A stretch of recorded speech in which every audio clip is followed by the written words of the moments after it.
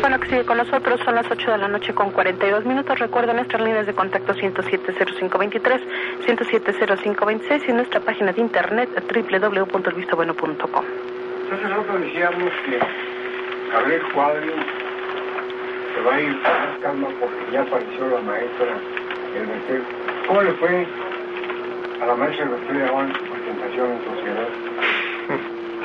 La profesora da una entrevista en Reforma en el marco de una reunión del Sindicato Nacional de Trabajadores de la Educación en las playas de Rosarito. Le queda muy cerca, que ella vive en San Diego. Pero que nomás esos viven en el sur. A ella le queda muy cerca, que es lo que importa, ¿no? Y la realidad es que el Baester sigue esta teoría de la comunicación de que hay que alejarse un rato para que luego sus palabras tengan mayor resonancia, y lo logró. Hoy le queda claro a la opinión pública que Josefina Vázquez Mota no es del agrado de la profesora Gordillo, a pesar de que Josefina en su precampaña fue demasiado, a juicio de algunos, demasiado cuidadosa de no tocarla. Yo sí recuerdo a Santiago Krill hablando en contra de la profesora con todas sus letras, el único precandidato que se atrevió. Josefina se cuidó mucho. Bueno, no tuvo ningún efecto. La agenda de la profesora es siempre más poderosa que cualquier cortesía que le puedan correr. Mucho más de Josefina. Y mucho más de Josefina Vázquez Mota, quien dicen desde que llegó a la SEP quiso ser presidenta y esa fue su agenda. Por otra parte, no deja de ser interesante que en el mismo periódico, 3 hojas después, aparece un desplegado de la Asociación Civil Mexicanos Primero, en el que retoma hasta la tipografía de esta película de Panzazo, donde en pocas palabras se exhibe al sindicato magisterial, con un tema que a mí sí me parece de fondo, que es el rechazo o la resistencia sistemática a ser evaluados. Yo entiendo que el sindicato tenga detalles por resolver en la evaluación, ¿no? El diablo está en los detalles. Yo creo que tendría una justificación válida decir, no queremos que nos evalúen así, sino queremos que nos evalúen de esta otra manera, proponemos esto. No, pero dijo, no quiero que... El tema es que es la resistencia, sistemática a la evaluación por considerar lo contrario a una conquista largamente, defendida por la cúpula que representa el Bester Gordillo.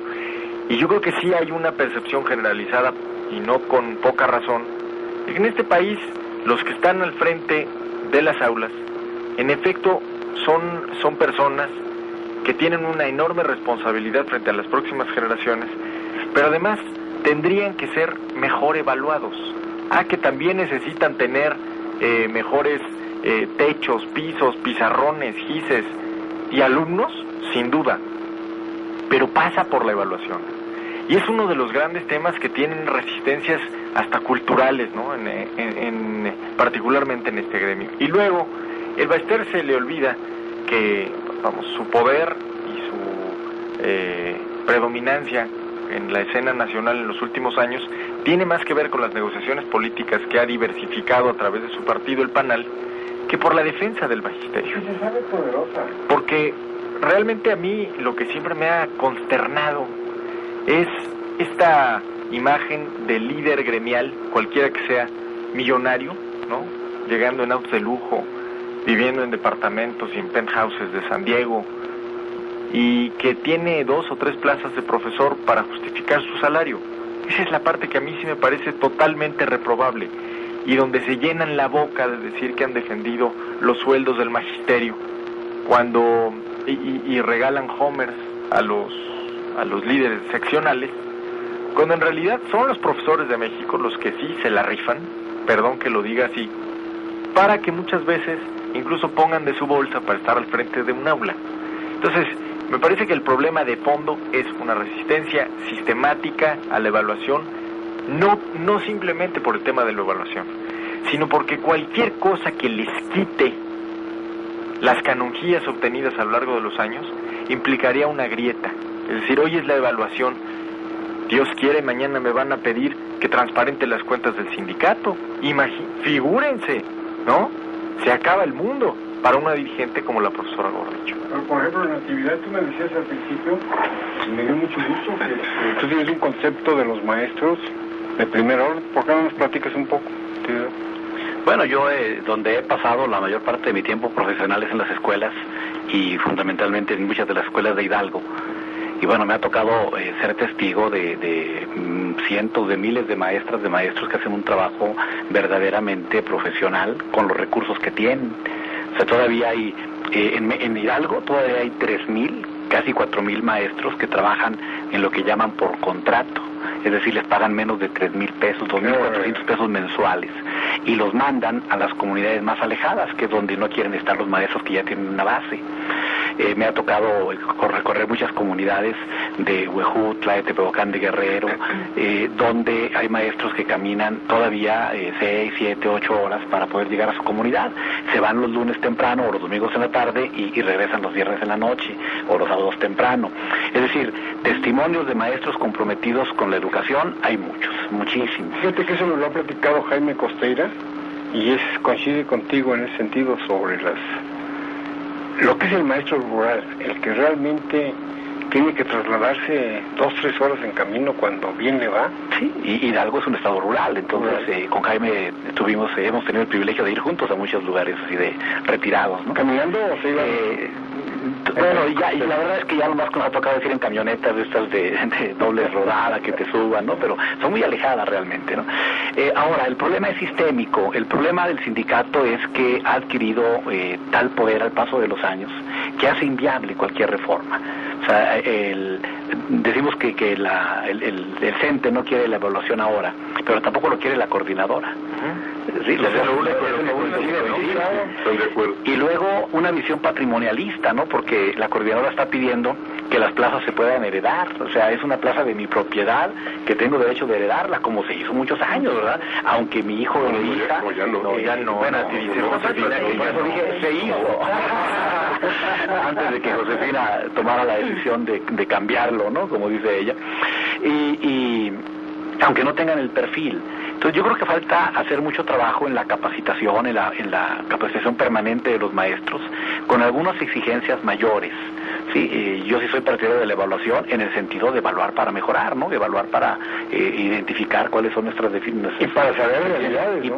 y poder partir de ellas, ¿no? Sin embargo, sí veo muy difícil que la SEP como organismo del gobierno federal pueda realmente implementar las acciones que sabe que debe implementar, porque para eso los líderes sindicales y sobre todo su dirigente nacional siempre chantajean, ¿no? Chantajean con parar las escuelas, chantajean con cerrarlas, irse a huelga, chantajean y todos sabemos que son 30 millones de educandos, ¿no? Entonces sería un problema muy difícil de resolver. Yo creo que va acercándose la hora de una acción como la de Jongitud hace algunos años, cuando el Bester fue la nueva designada la nueva dirigente. Pero que ojalá no hubiera otro igual. Es que debe cambiarse, es sistémico, ¿no? Yo sí creo que el Estado debe ponerle ya un límite a este tipo de liderazgos, ¿no? Que se empoderan y que hacen del dinero del sindicato, hacen de todos los instrumentos que les da una defensa personal, mucho más que una defensa colectiva, ¿no? Porque realmente las declaraciones de la maestra van directo al presidente Calderón, al presidente Calderón y al que sigue. Ya se va, ella está preparando el terreno para el que sigue, ¿no? Lo que pasa es que está diciéndole, aquí estoy cuando quieran negociar. Y las negociaciones con la profesora, usted sabe, licenciado, son muy baratitas, ¿no? Son secretarías, Celiste, lotería. Sí, vaya, es evidente que este es un tema verdaderamente complicado, porque tiene muchísimas implicaciones. Y bueno, pues yo diría, de entrada me preocupa que en un país que tiene los problemas tan graves que tiene, ahora resulta que la manipulación de estos problemas graves que tenemos es de lo más común. O sea, tenemos un sistema de justicia que da vergüenza, que ya perdió el rumbo hace muchos años, pero de pronto surge esta empresa de presunto culpable, que es una empresa con el infocomercial, nos manipula la realidad y le vende una realidad ficticia a gente que no conoce a fondo el problema, y ahora empezamos a caminar creyendo que el problema de la justicia se va a arreglar con los juicios orales, que va a ser el más grave error que hemos cometido en la historia de este país en materia de justicia, va por esa vía. Y ahora pasa con la educación, de que tenemos problemas en la educación, evidente, de que hay abusos, de que hay deshonestidad, es evidente, pero yo, al igual que Nati, digo que la evaluación en general les resulta favorable a los maestros. A mí también me tocó convivir con los maestros, y bueno, yo tengo imágenes en donde llega uno a comunidades verdaderamente complicadas, con problemas sociales muy graves, entra uno a los salones de clases, con las fotos de los héroes, con las leyendas pintadas en las paredes, con maestras desgañitándose y peleando desde para que el niño llegue desayunado, para que el niño llegue limpio más o menos, para que el padre participe, va involucrados en problemas sociales. Que son bilingües, y siendo uno que llega uno a los templos, o sea, lo que son las escuelas son verdaderos templos en donde se preserva los valores más importantes. Entonces, digo, a mí este documental de Panzazo, la verdad, no termina de convencerme. O sea, yo creo que tiene todo un sesgo por ahí, televisivo, o sea, apesta a televiso del verbo Televisa, ¿no? Y de intereses que van en contra. O sea, una de las luchas del conservadurismo en este país, que no ha dejado de batallar desde hace mucho tiempo, es la educación pública. Son enemigos de la educación pública por naturaleza, porque la educación pública tiene el grave defecto que nivela a las personas socialmente. O sea, el valor de un joven ya no se puede dictaminar por sus conocimientos y por sus capacidades. Entonces, bueno, a los conservadores esto no les hace gracia. Que estudien los que tengan dinero para pagar. O sea, el estudio y la cultura es algo para la gente decente, entre comillas, y con el efecto más reaccionario posible. Entonces, bueno, les molesta esta parte. Yo creo que hay mucho que avanzar en educación, pero ahora, a mí me gustaría que no fuera un pleito entre el Bester y Televisa. A mí me gustaría que los ciudadanos tuviéramos un punto de vista ahí y que se tomaran las medidas que haya que tomar. Ya lo he venido comentando en varios casos, estos son los precios que pagamos por este afán electorero de convertir a los gobiernos en instancias electorales de tiempo completo. Entonces, en la compra de votos, pues claro que los maestros tienen un peso importantísimo. Cuando salen a hacer campaña los maestros, no son como los que andan gritando en las esquinas y echando porras y tocando, la conga. Son gente que tiene una capacidad de convencimiento superior al común de los ciudadanos. Y entonces, bueno, tienen un atractivo electoral muy importante, y yo creo que en parte también ha sido la causa de la condición en la que ahora están. Pero yo ¿no? Yo leí hoy que se iban a reunir el doctor Córdoba y la profesora Elbester, y de repente aparece un desplegado firmado por la gente esta de Panzazo, pues diciendo las cosas que ni siquiera nadie se las preguntó. ¿Qué otra vez vamos a ver metida a las televisoras también en estos asuntos? Están metidos. Mira, esta fundación de Mexicanos Primero, yo ahí soy partidario de una máxima, ¿no? o de un... A ver, los empresarios de Televisa y compañeros tienen muchísimas becas, dan muchísimas becas en el país a jóvenes estudiantes, y como Telmex y todo, pero lo hacen descontando lo de los impuestos que deben de pagar. Yo creo que a este país le urge más pago de impuestos y menos caridad. O sea, porque hacen caridad con el dinero que es del gobierno y que es de los ciudadanos. Claro, entonces es un tema fundamental. ¿Por qué Carlos Slim, en lugar de ser tan dadivoso, no nos cobra tarifas decentes? Que se dedique a lo suyo, además, filántropo normalmente es alguien que graciosamente regala lo que debería estar legalmente devolviendo. debería estarlo devolviendo legalmente. Pero lo regalas, te atraco, te doy, te daño terriblemente, pero luego voy con el corazón en la mano y te entrego una beca, una casita, un pie. Digo, no se vale. Más impuestos. Que se dedican a lo suyo, que paguen los impuestos. Menos caridad. Claro que sí. ¿Qué va a pasar con el doctor Córdoba? Bueno, yo creo que va a cerrar el sexenio, ¿no? Para eso está, y es un hombre bien posicionado en el ánimo del presidente. Pero y además es un buen hombre, ¿eh? Es decir, es un hombre que tiene una trayectoria profesional. Y lo hizo bien en la Secretaría de Salud. Sí. Ahora, tocan el tema de fondo. El problema, por una parte, está no solo en el gremio magisterial, sino en estos pequeños monstruos creados por un sistema político al que rebasaron después de que el presidente priista se cayó y los priistas se quedaron huérfanos. Pero, vamos, la reproducción del Bester existe en el gremio ferrocarrilero y en el gremio petrolero. Ahí está Víctor Flores y su Rolls Royce, cuando los ferrocarriles, bueno, apenas existen. Entonces, ese es un problema que, es cierto lo que dice Nati, se antoja permítanme la expresión, un elbazo. Se antoja, claro que sí. El problema es que Elba tampoco era así, y antes de ella estuvo Carlos Longitud, ¿no? El problema es sistémico, el problema es de otra qué clase de representación laboral hemos creado a lo largo de los años para que quiten presidentes, definan elecciones y además puedan pactar con los gobernadores como les venga en gana en cada elección. ¿Qué sistema de representación sindical creamos que con la mano en la cintura pudieron crear un partido político, una franquicia que además está al servicio de sus familiares? Carmen. Son las 8 de la noche con 59 minutos. Vamos a hacer una pausa. Recuerden nuestras líneas de contacto 107-0523, 107-0526. Y se...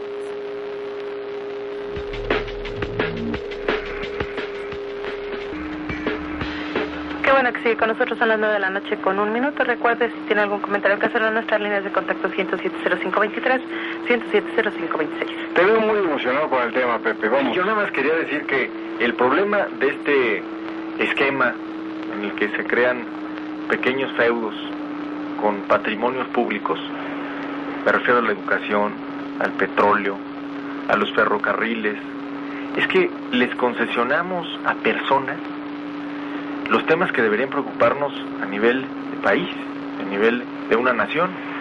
Hoy leía en una nota que Petróleos Mexicanos incrementó en más de 50% su deuda en los últimos años. Pensaba, el gobierno federal ha rasgado sus vestiduras diciendo, la deuda de las entidades federativas es insostenible, Coahuila nos va a llevar a la quiebra, es nuestra pequeña Grecia, ¿no? La deuda de Pemex nada más en los últimos años duplica la deuda de las entidades federativas. Y el problema, insisto, y volviendo al tema de las representaciones gremiales, que parece como si el petróleo fuera de todos los mexicanos, pero particularmente de uno, de Carlos Romero de Santos. Y pareciera que la educación es pública, pero siempre está esta agenda estúpida y decimonónica de la educación religiosa en las escuelas. Y a mí no me cabe en la cabeza que sea tema del siglo XXI, con todo respeto. Porque para quien quiera tener hijos educados en la religión, pues hay escuelas, ¿no? Hay escuelas para eso. Me parece un tema del siglo XIX. Es que es un tema de presupuesto, ¿eh? Si no existieran esas escuelas particulares, no veo cómo... Gracias a Dios. Pero vamos, yo creo que parte fundamental de la creación de este país fue ganarle esa agenda conservadora. Vamos, el haber reinstaurado la República no fue casualidad, ni fue una página estéril de la historia, como para que hoy estemos discutiendo si la educación en México debe o no ser laica. Estoy de acuerdo, en ese sentido estoy de acuerdo, pero que los colegios particulares deban existir, pues mientras no se tenga capacidad para dar la educación. Claro. Eso está padrísimo, pero la educación religiosa debe circunscribirse precisamente a esa esfera. No debe haber educación religiosa privada. No, para quien quiera pagarla, ¿no? Porque bueno, si no se formen así, claro, públicas, porque entonces sí se impera una moral privada, pero lo que quiero llegar es, hay esas agendas, ¿no? Que hacen de la educación pública más bien pues el patrimonio o el designio de una mujer chiapaneca que hace 20 años tiene secuestrado el gremio magisterial. No digo la educación, pero sí al menos la voluntad de muchos maestros que no merecen una representación como la del Bester. ¿Qué decir de los ferrocarrileros, no? Que en su vida podrían juntar todos sus salarios y no les alcanzaría para pagar la tenencia de uno de los coches de Víctor Flores, que yo los vi. Eso nadie me lo platica. De los pepenadores, de tantos gremios, pero el hilo conductor es el valor electoral o la manipulación electoral, llámesele como se llame. Y se le ponga el color que fuera, Vaya, porque además a todo el mundo le gusta el mismo estilito. Sí, todo claro. el mundo juega al logro filantrópico. Y se aprende rápido, ¿eh? Ah, no, pero rapidito. Yo no he escuchado a ningún candidato ahora, y creo que tampoco lo voy a escuchar, hablando de que los sindicatos transparenten el dinero que reciben. Pues no, hablando que se les hinche y no le creyeron fue aquí. Y es un tema indispensable. O sea, Digo, en paz descanse. Sí. Ahora, es como el que le mentó a la mamá al sapo, ¿no? Descansa en paz desde hace muchos años. Muy valiente, pero pues pagó el precio, ¿no? Ahora fíjate, justo por lo que dice Juan Manuel Sepúlveda, hay una frase que a mí me gusta mucho, de cuando el alcalde de Nueva York, Joseph LaGuardia, toma posesión. Dice, para hacer un buen trabajo, lo primero que necesito hacer es cometer algunas traiciones. Y yo creo que aquí se ha hecho sistemáticamente lo contrario. Ver el caso de Felipe Calderón, ¿no? Le cumplió al detalle a la profesora Gordillo. Ese punto 56% que le dio el triunfo en la elección, bueno, fue bien pagado. Fue la bien pagada como la canción, ¿no? En el ISSSTE, la Lotería Nacional, la subsecretaria de Educación Pública, con toda una agenda entreguista del gobierno hacia el sindicato. Es como el daño que le hizo Marta Sagún, que entregó a los medios de comunicación todo el poder del Estado. ¿A cambio de nada? De eso, de ganar una elección, de perpetuarse 15 días más en el poder, de perpetuar el poder económico de una familia, de un pequeño coto. Y así nos vamos en cada tema y vemos cómo el país está secuestrado por estas pequeñas agendas que son tan poderosas, ¿no? Hasta Andrés Manuel envidiaría tu discurso de la noche de hoy, Pepe. Esa lucha contra los oligopolios, es que es real, pues, es un país que no puede transitar a la modernidad si no se quita todo el recupera el Estado esto. Yo lamento muchísimo estos espacios que mi partido, el PRI, le abre a las televisoras para permitirles senadurías y demás. O sea, yo creo que la primera lucha que tenemos en este país es contra los poderes fácticos, o sea, que son los que deforman en gran medida la vida pública. Pues se le entregó el poder. Marta Sagún le entregó el poder a las televisoras. Oye, ¿y qué me dices de los espacios legislativos que TV Azteca le está concediendo al Partido Verde? Además, al revés. Ya tienen su franquicia propia, ¿no? No, ya no es al revés. Entonces, así como hablamos del petróleo, hablamos de los medios, que es un bien público, se nos olvida, ¿no? Entonces es un problema del país, pero está en todas las áreas, o sea, lo mismo está en telecomunicaciones, lo mismo está, o sea, son los grandes monopolios, ¿no? Y yo decía alguna ocasión que, parafraseando a esta Denise Dresser, ¿no? Que decía que la clase política en México sí se pone de acuerdo. Todos se ponen de acuerdo para que no cambie lo sustancial del país, ¿no? Para que no cambie lo que debe realmente de cambiar. Y al rato tendremos, ahorita que hablamos de los empresarios de Monterrey, pues al rato tendremos, si es que no lo tenemos ya, a presidentes de la República que en vez de ser la fortaleza de los ciudadanos para defenderse de todos estos, equilibrar todos los poderes, pues termina siendo un empleado, ¿no? Termina siendo un empleado de los grandes grupos de poder. Bueno, pues vaya, no pudimos con el Gansito. O sea, comprobado estaba del daño que causa el tipo de baratijas alimenticias desde los gansitos.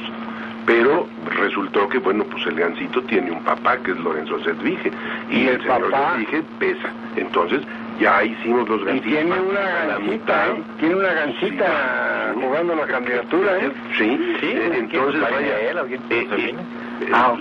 se hace la lista. Tienes parte de los dulces, ¿eh? Claro, o sea, se hace una lista de todos los productos nocivos para la salud y arranca creo que en 600 y termina creo que en 8 o 9, porque bueno, los intereses no dejaron que pasara esta cuestión. Y tenemos aquel otro caso cuando Hacienda le tuvo que regresar 700 millones a jugos de pesos a Jugos del Valle vía el juicio de Diego Fernández de Ceballos, ¿verdad?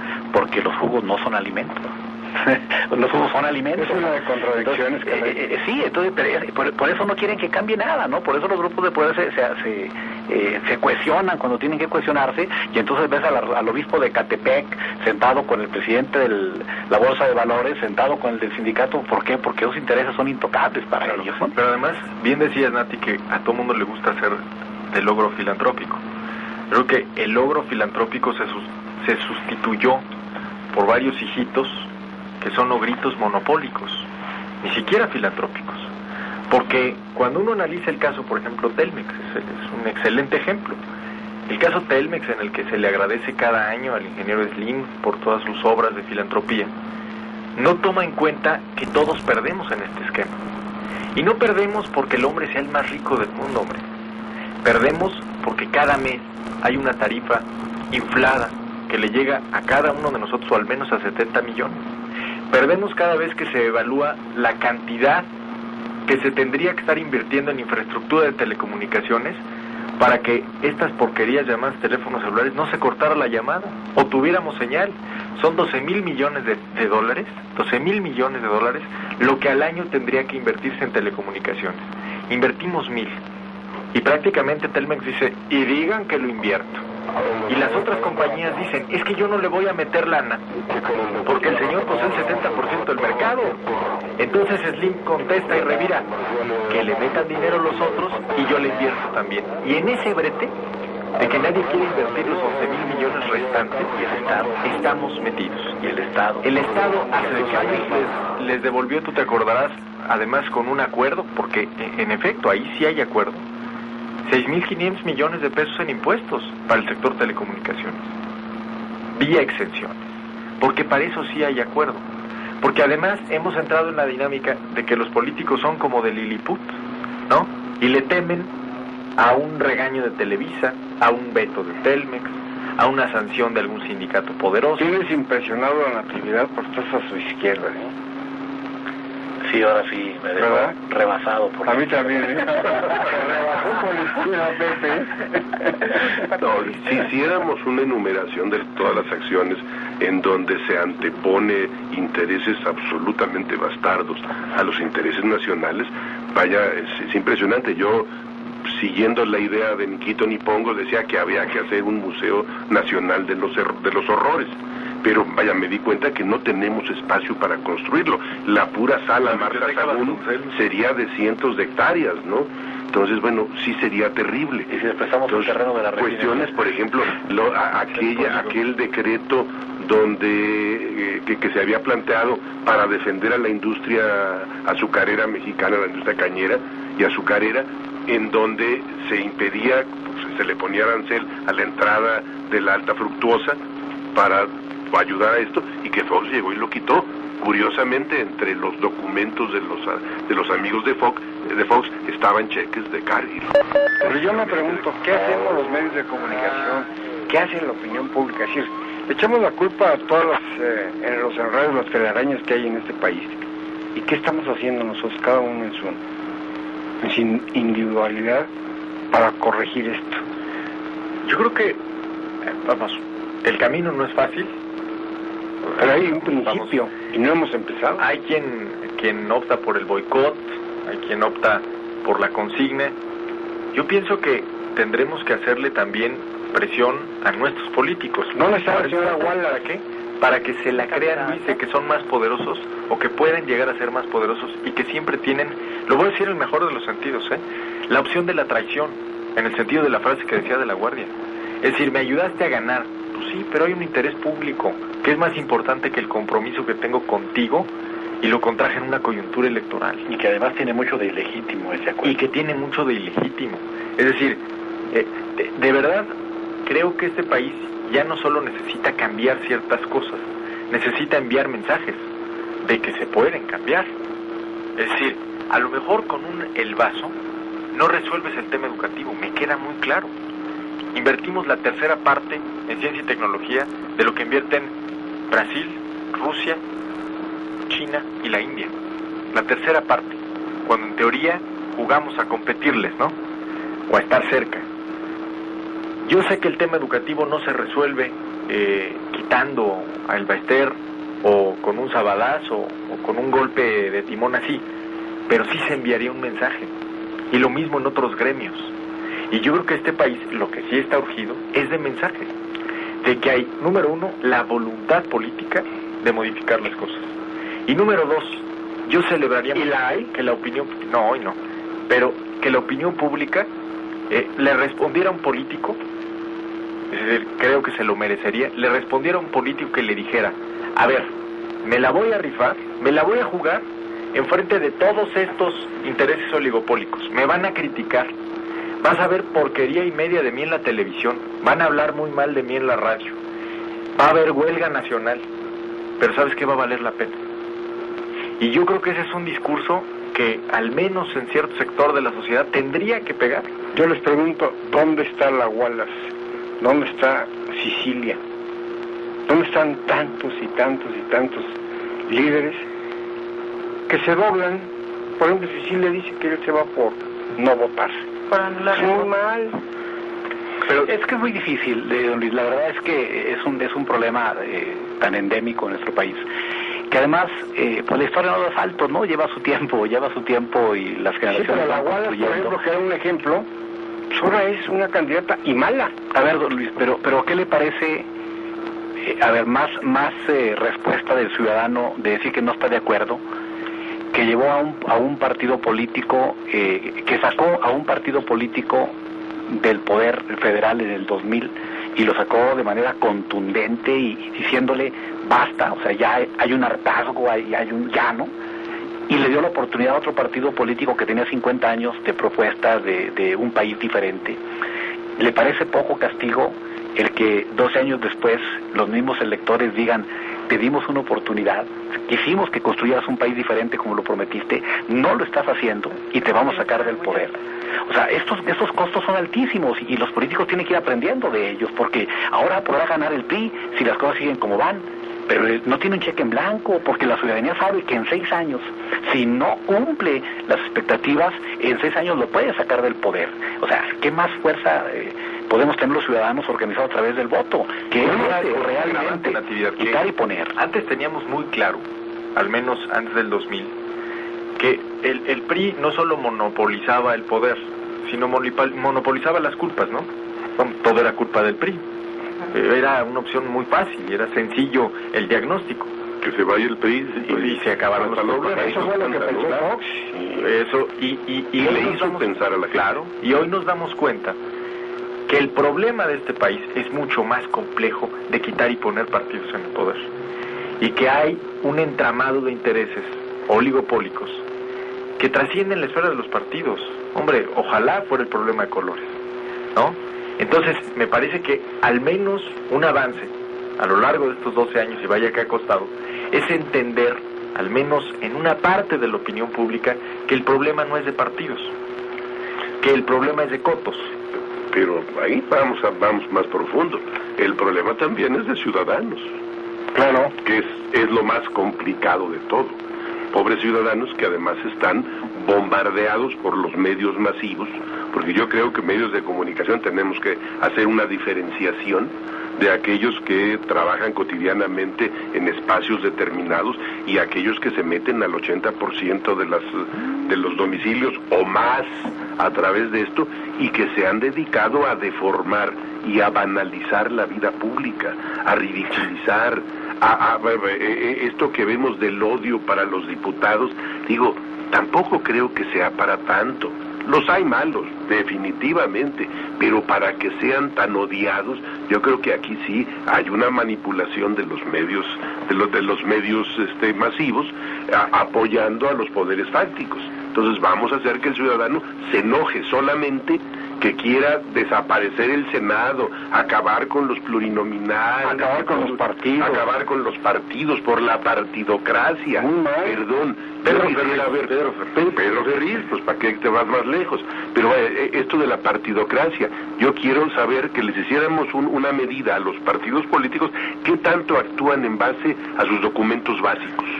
Y todas las atrocidades que cometen, las cometen al margen de los documentos básicos. Pero eso no significa que debemos eliminar el sistema de partidos. Vaya, no hay otro. Hay que reglamentarlo. Esto ya se dijo hace mucho tiempo y que tiene que ver con que la democracia es el peor de los sistemas políticos, con excepción hecha de todos los demás. Eso lo dijo Churchill. Y sí es cierto, o sea, no es la panacea, no es una vara mágica, pero es el único camino. ¿Qué otra opción? No queremos diputados. ¿Cómo va a estar el asunto? ¿Nos postramos ante el oráculo para que nos diga los dioses que dijeron? Son las 9 de la noche con 20 minutos. Vamos a hacer una pausa y regresamos a la última parte de esta mesa de diálogo y análisis. El siguiente paso es... Esta es la música de la primavera, en el corazón de tu radio. En Visto Bueno Radio. Qué bueno que sigue con nosotros a las 9 de la noche con 21 minutos. Bueno, ¿y qué pasa en el Estado, ¿Cómo van las campañas? ¿Qué? Duerme. Bueno, yo creo que, a ver, hay una lógica, que es en las campañas presidenciales, así como en los foros teatrales, cuando prenden la luz en el monólogo, pues el spotlight está en los candidatos presidenciales, ¿no? Acaparan toda la atención. La gente, si se acuerda quiénes son los candidatos para diputados federales y senadores el día de la elección, es un enorme avance. Esa parte, yo creo que, vamos, tienen a favor y en contra, ¿no? Por ejemplo, hoy a precios corrientes, y dirían los economistas ceteris paribus, Enrique Peña, pues es un milagro para los candidatos del PRI. De eso se ¿Quién ayuda a quién? ¿Los candidatos a diputados y senadores? Enrique ¿Al Peña, presidente Enrique o al Peña, revés? al revés. Candidato a la Al revés. presidencia. Hoy al revés. ¿Arrastra hacia arriba o hacia abajo? El ejemplo de Andrés Manuel López Obrador en el 2006, ¿no? Es decir, el profesor Guadarrama siempre va a presumir los votos que sacó, si no me recuerdan, como 400,000 en 2006. Pero también tenemos que analizar que Andrés Manuel López Obrador sacó una copiosa votación en el Estado.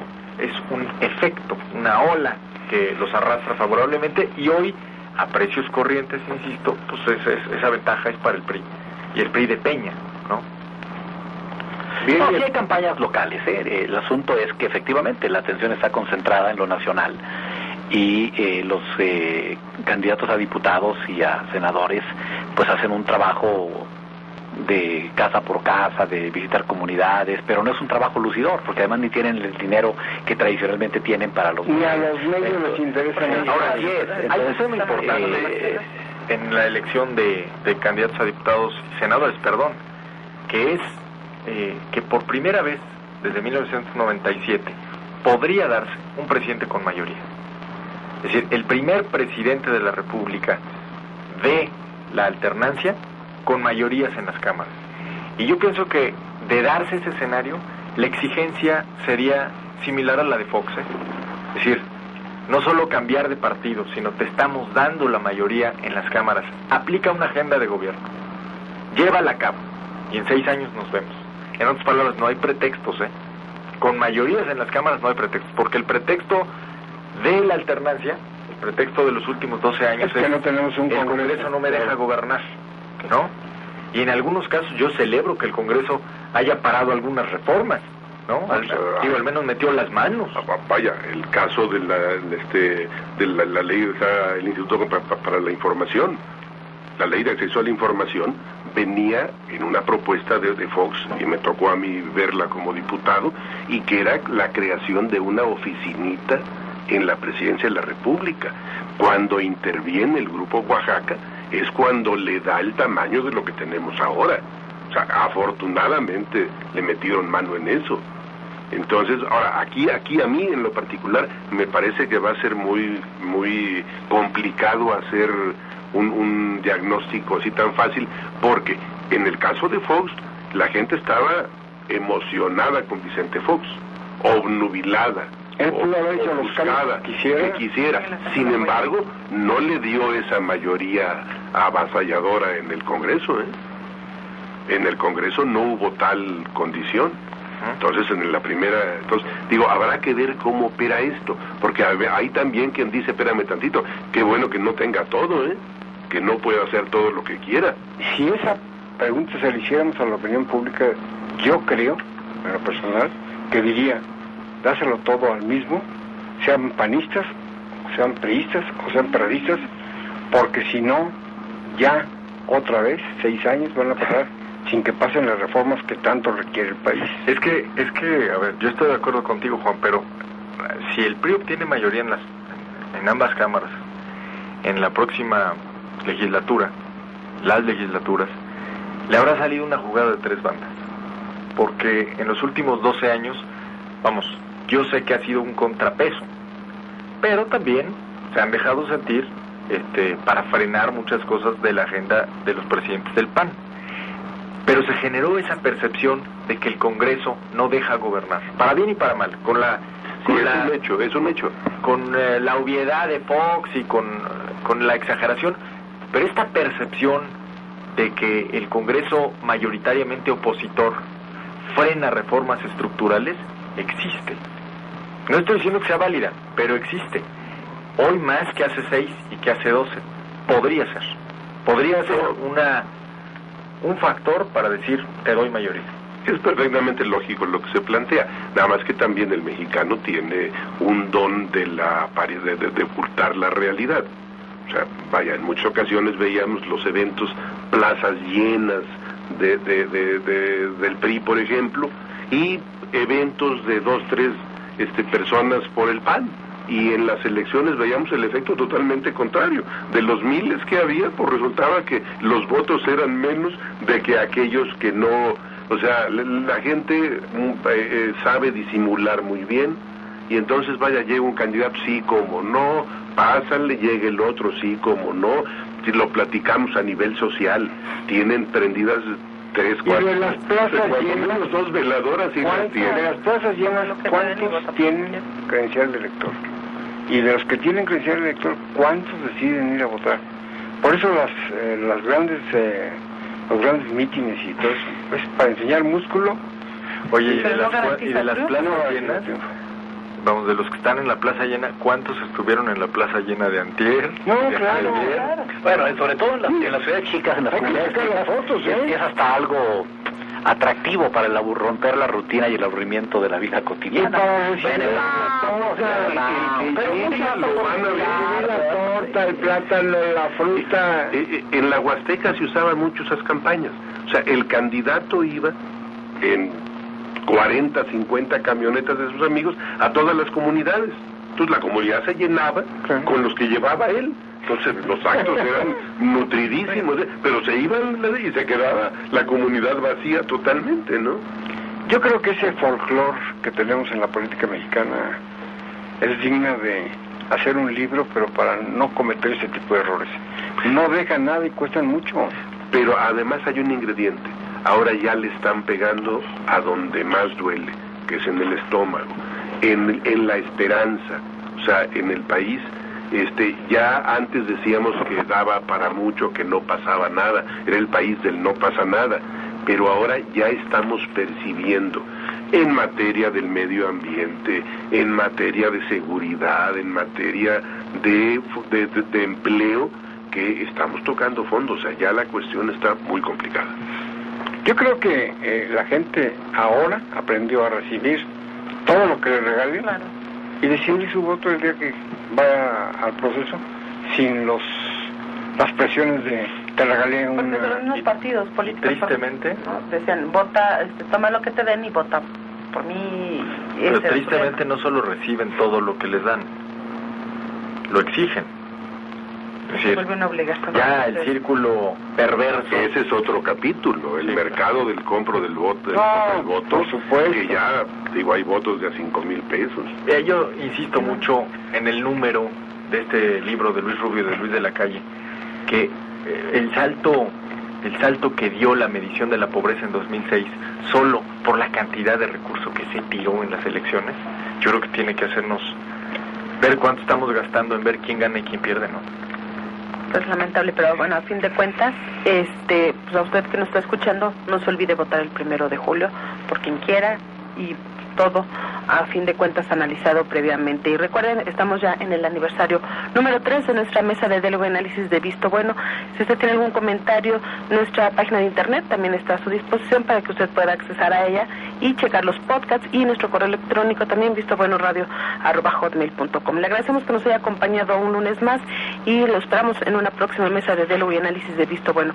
Buenas noches a los panelistas y a usted, muchísimas gracias, que tenga excelente inicio de semana.